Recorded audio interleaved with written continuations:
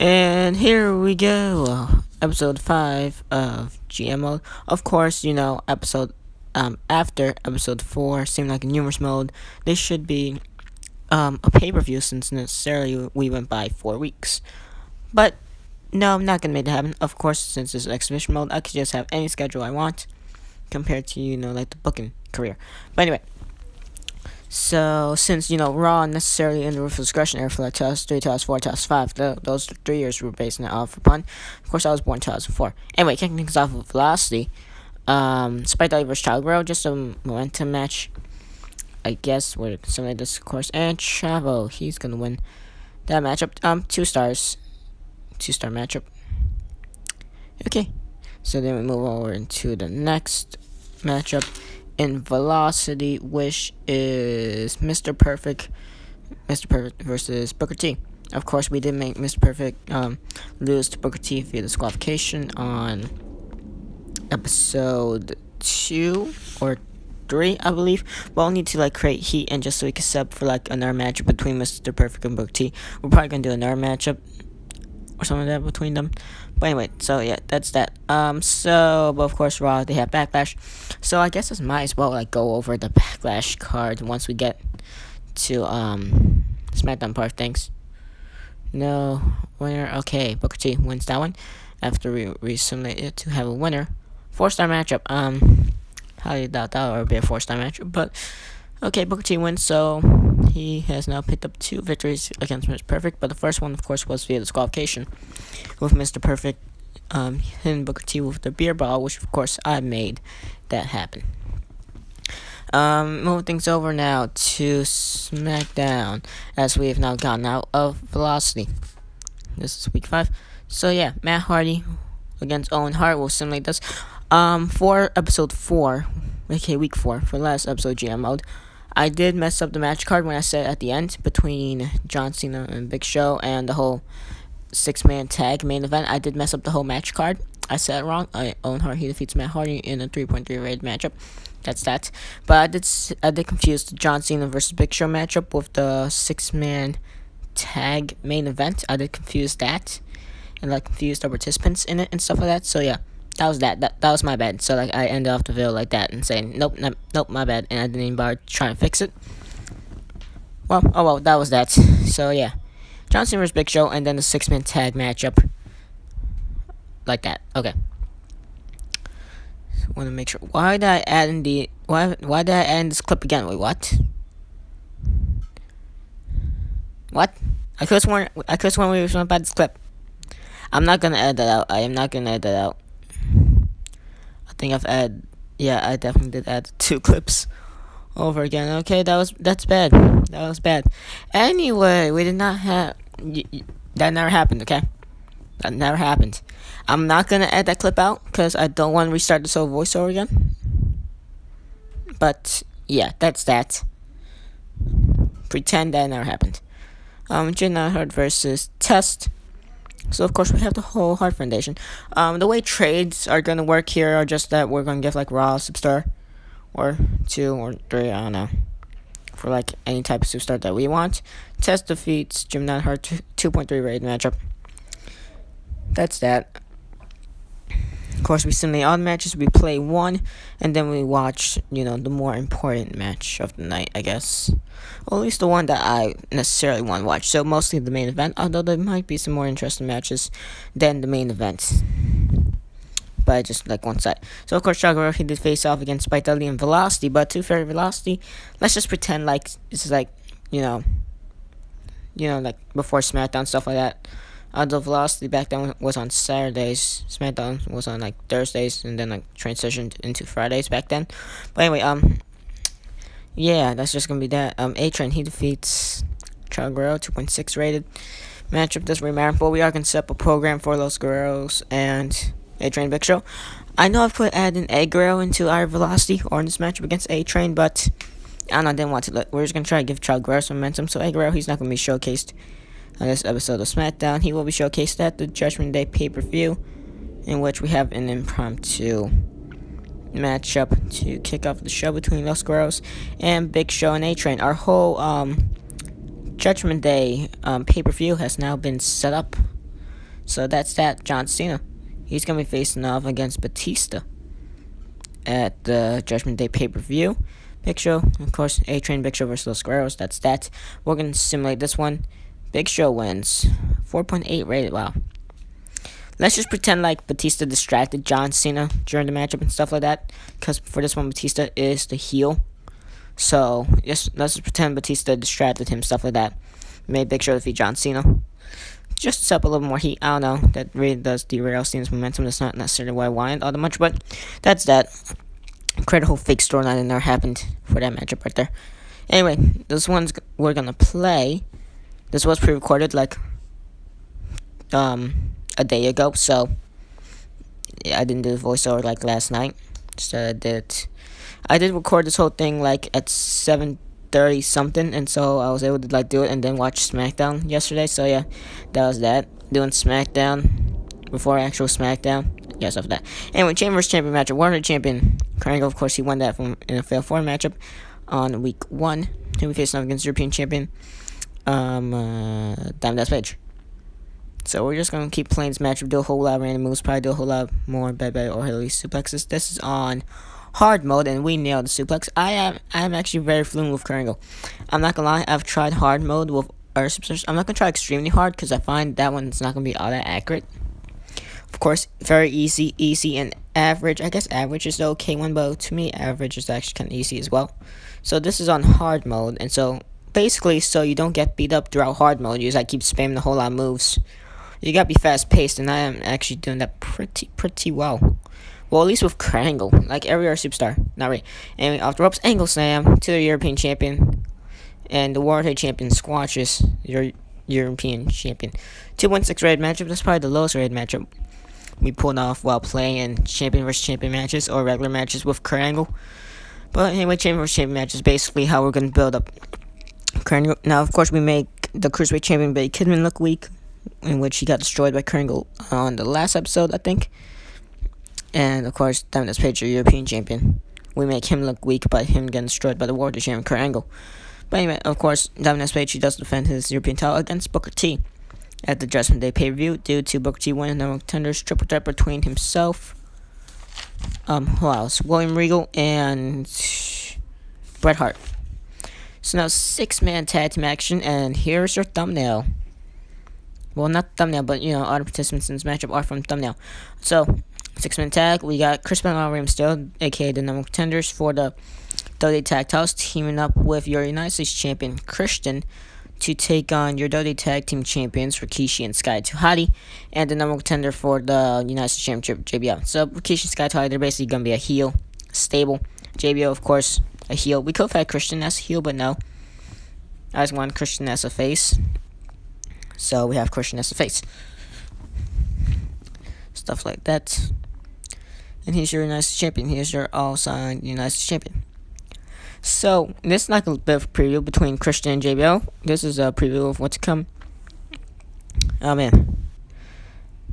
My bad, got distracted.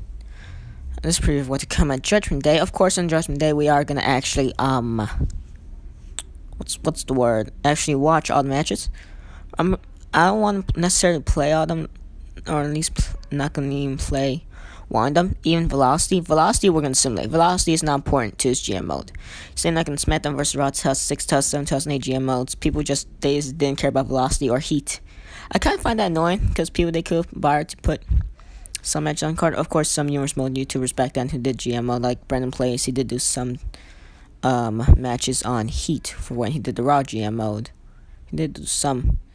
I just find it very annoying when people don't utilize Velocity and Heat. Of course, the Smackdown vs. Raw GM mode rosters aren't necessarily all that huge, especially, 2008. The 2008 roster was completely bad.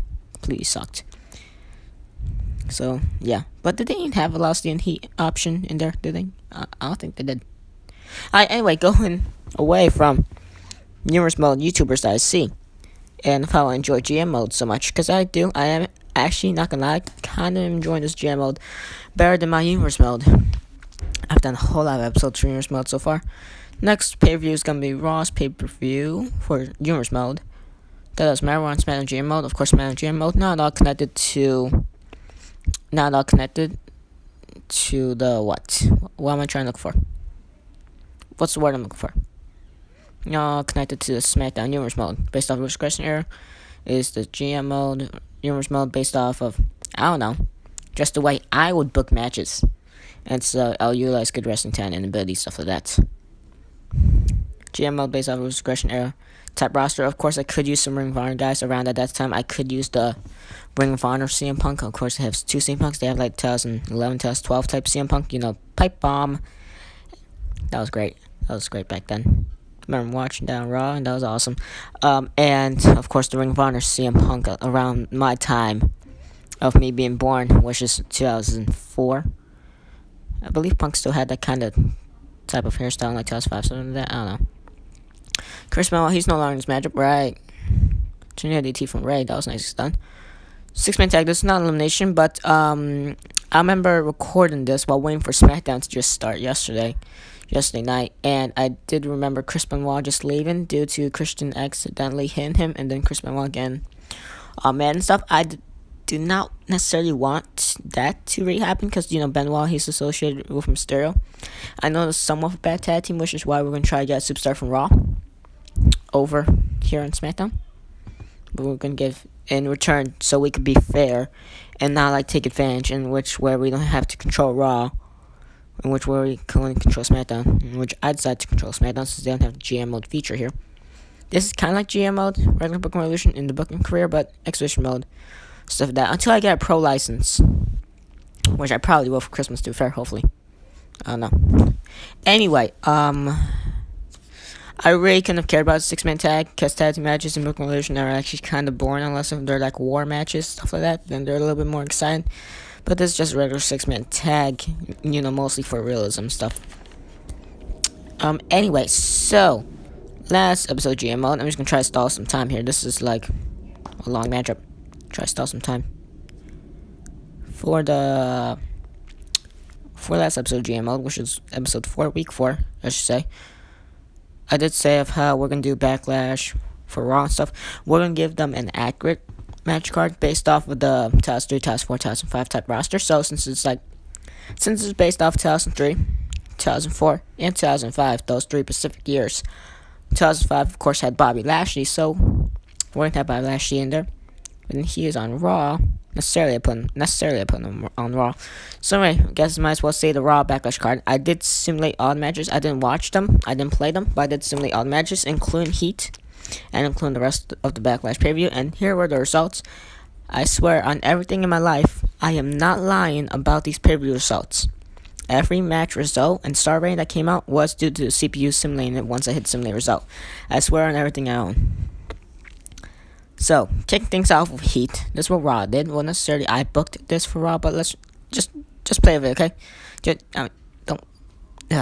Just roll with it, I guess. Because, I don't know. Just roll with it. Necessarily, I'm not playing against the CPU, so just roll with it. Anyway, Heat. Andre John versus Roddy Piper. Just decided to do a random match there. Of course, Raw, they have legends as well. Same like what we have over here on Smackdown with the Hart Foundation and Mr. Perfect, specifically. I think some other legends I currently can't think of. I don't know. Anyway, that was 2.3. I did have W's right next to everyone who won the matchup. Andre John, he won that matchup to kick things off, and that was in Heat. So yeah, Ric Flair, he lost to Goldust in a 1.5 rated matchup. The star rating is accurate. The winner is not necessarily accurate, but Goldust did defeat Ric Flair for some apparent ridiculous reason. Kicking us off with the Backlash preview now. Scott Steiner defends the Hardcore Championship against Brock Lesnar. Yes, I know, but just roll with it. I don't know, because I'm booking it away the SmackDown vs. Raw 2006, 2007, 2008 GM mode on the games back then. Would try to book matches. They'll have some ridiculous matches, and then they'll have some awesomely accurate matches that pull off great star ratings. So we got some unorthodox matches, then some accurate ones.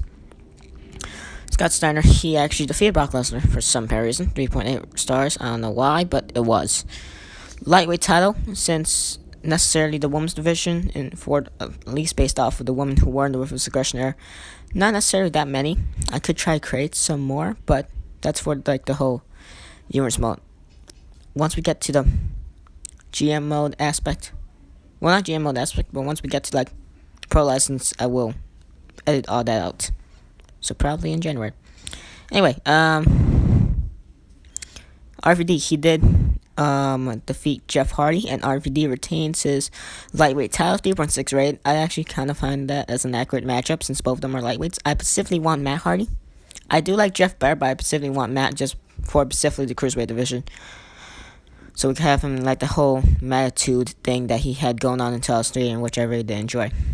Looking back at it for like past Smackdown episodes.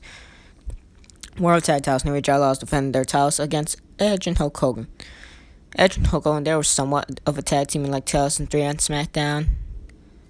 So, in 2002, I believe. So, yeah.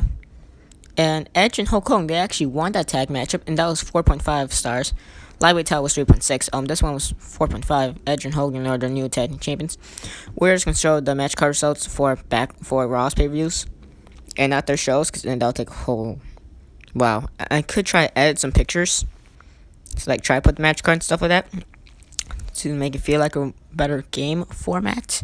I did try that for like week 2, and then I ended up deleting all the pictures and deleting all the clips from the videos because audio mistakes for certain video errors. I don't know, for like pictures, I don't know, or at least for those specific ones.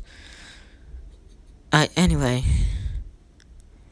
Matt Morgan, Mick Foley, first blood matchup, necessarily a rivalry to be set up. Matt Morgan was around in 2005. He did look a whole lot different, before Matt Morgan went to TNA later on, and he was in 2005. He was for SmackDown. He was associated with Carlito. So we're gonna have him on Raw. First blood match against Mick Foley. Mick Foley, he won that one. 2.3 stars. Gets his accurate. Intercontinental Championship. Shawn Michaels defends his Intercontinental title against Val Venis. Yes, I know Val Venis not necessarily is a good one. We could have probably picked Bobby Lashley, but no. I decided to pick Val Venis because that's one of the more unorthodox matches that the CPU will probably pull off for the Raw vs. SmackDown games. I'm basing this off of, actual GM mode for Raw vs. SmackDown games. So, Shawn Michaels, thank God he won that matchup, 3.5. Surprisingly, 3.5. And against Shawn Michaels, he could even make a matchup against James Ellsworth, 5 stars, I guess. That's why Shawn Michaels is so great. Anyway, then the main event, Dudley Undisputed Championship Triple H defense against Chris Jericho. Of course, since Jericho is basically associated with my YouTube channel name. Also, Chris Jericho has a YouTube channel. He's pulled off 4 videos so far. I've only seen his first video. I have not seen his last 3 videos yet. But anyway, of course, my YouTube channel is associated with Jericho. So, only accurate just because of the use of me doing it that I gave him a title shot. And so, he did lose to Triple H. Triple H retains the Undisputed Championship in a 5.8 rated matchup. Very accurate. That was Backlash card, I guess. So, star ratings, Heat pulled off a 2.3. And then a 1.5, a 3.8, a 3.6, a 4.5, a 2.3, a 3.5, and a 5.8 rated matches out there. JBL, Rikishi, Scott Holiday defeat Rey Mysterio, Chris Benoit, and Christian. Well, I guess at this point it was just Mysterio and Christian. JBL did make Mysterio tap out, so it makes JBL have more momentum into his United States Championship matchup against Christian. So that was that. I really did not care about the main event. I just did not call the action at all. You guys just could pay attention to the matchup, call the action yourselves. If that does annoy you, that does annoy me when I don't hear people calling the action, but I don't care about myself when I do it, to be fair. It really is a bad habit, though. I'm sorry. Anyway, so yeah, that was it. As we stare into this GML picture for 40-some seconds, we fade to black right now. Starting at a black screen. I get no notice to add more clips, which is why there's a black screen now. Hooray. Anyway, since I'm bored, I got enough time, I could pull off Judgment Day. I already have the thumbnail I already been having all the thumbnails and all the match cards down from SmackDown Week 3 all the way up to the Judgment Day pay-per-view. I already have the match card down for... No, I don't. I don't have the match card down for SmackDown Week 6 after Judgment Day pay-per-view, but that's that. I do have a trade value array set up, though, for Pacific Raw Superstar that I want. And then I'm going to show you on SmackDown Week 6 after Judgment Day pay-per-view. Anyway, so that was that, I guess. I know it was probably a very boring episode of GM mode. I really didn't care. I really ran out of booking ideas. So anyway, that was Backlash. And of course, if you guys did hear the star ratings, heat. You guys probably heard the first two ones were heat, and then the last ones after. So basically, the third to the other star ratings were for Raw's Backlash preview. That's how the CPU rated them. Once I booked it, that's how the CPU rated them, stuff like that. Some of them were accurate, some of them were not. I feel the Jeff Hardy and RVD one could have been 4 stars, but it doesn't matter. The worse the star ratings for Raw, the better for us. So see how Judgment Day does. Not only for Velocity, but of course for Judgment Day. Anyway, thank you guys for watching this video, and next episode of GM Mode will be the Judgment Day pay-per-view. Then after that, we shall go back to doing Humorous Mode. After we do like a whole week of Humorous Mode, a week's worth of Humorous Mode, or probably 2 weeks worth of Humorous Mode, we'll go back to doing a couple episodes of GM Mode, probably an extra 2 or 3. Again, anyway, thank you guys for watching, and bye. This is boring to watch, I know, but I'm sorry.